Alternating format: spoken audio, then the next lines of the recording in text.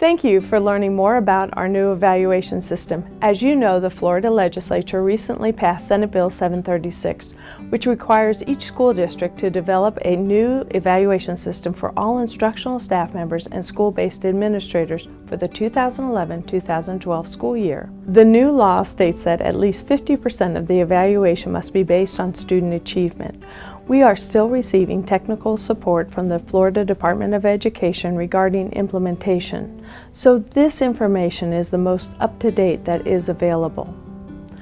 I want you to know that we understand that there's great concern and anxiety regarding the implementation of this state-mandated new system.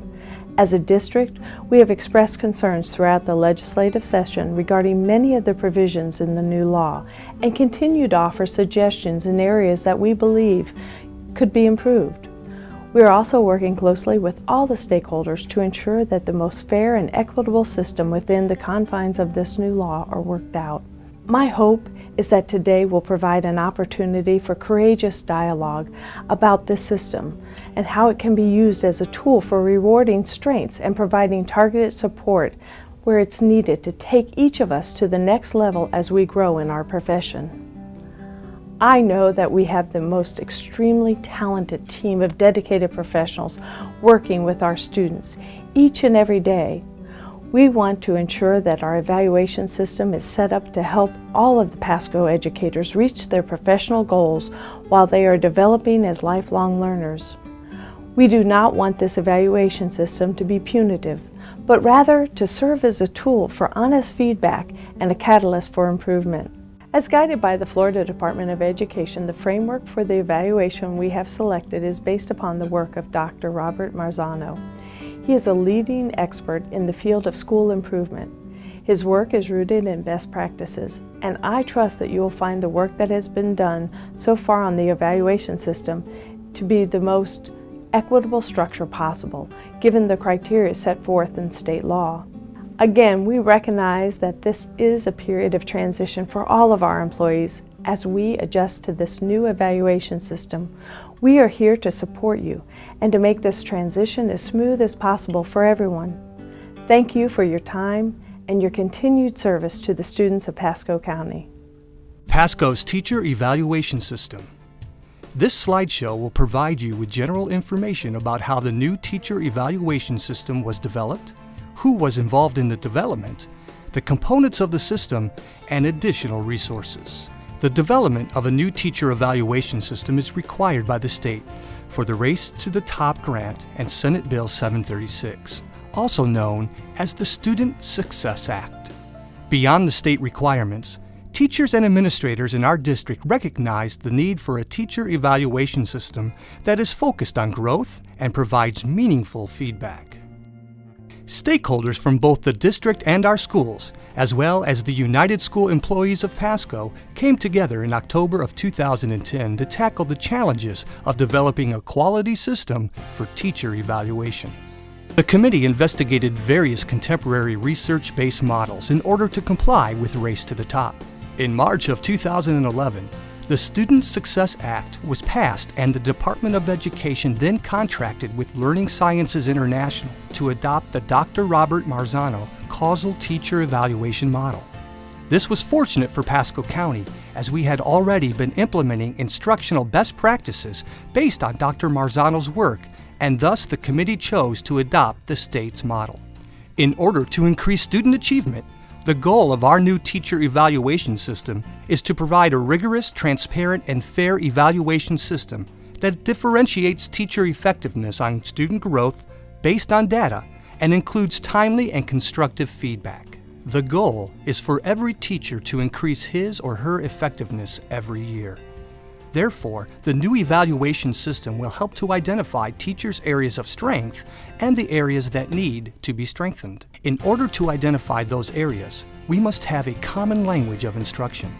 We begin with a research-based framework that defines teaching and learning, incorporate a means for self-assessment and reflection, and offer a foundation for professional conversations. It must also include a coherent means to provide formative and summative feedback and a transparent framework for making decisions. Through this common language, teachers, administrators, and students can all focus on growth.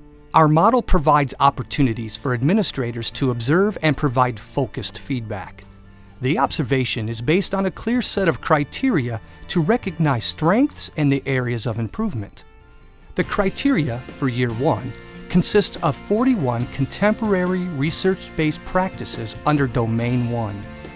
In subsequent years, the criteria will be increased to include 19 more practices under 3 additional domains.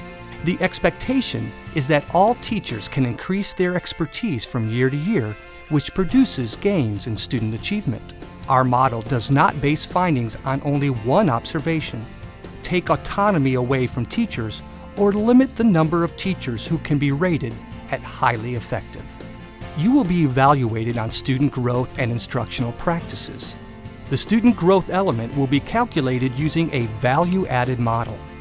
There will be several value-added models, and each will be implemented as the model becomes available from the state. The first model is based on the FCAT and will be used in the 2011-2012 school year for teachers in FCAT-tested courses of reading and mathematics. Other courses will be phased in as the test and the value-added model become available. These data will be used to calculate 50% of the teacher's total evaluation for the year.